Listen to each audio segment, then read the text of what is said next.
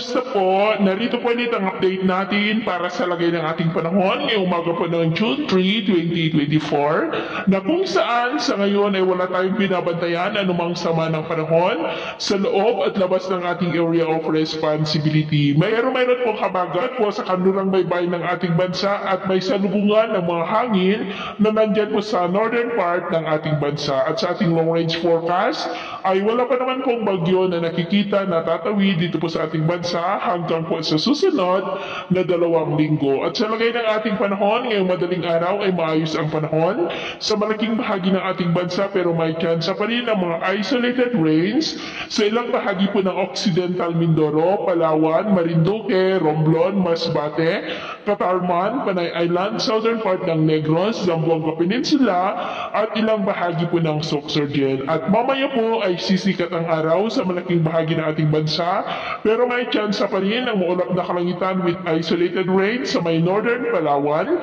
Capiz, Cadiz, southern Samar, Sulu Archipelago at Davao del Sur. At mamayang hapon po, mas maraming lugar muli sa ating bansa ang makakaranas ng maulap na kalangitan with isolated rains. Kaya kung lalabas po tayo sa ating mga tahanan ay ugaliin po natin lagi ang magdala ng kahit anong panangga natin sa init ng araw at proteksyon na rin po sa mga biglaang buhos ng ulan.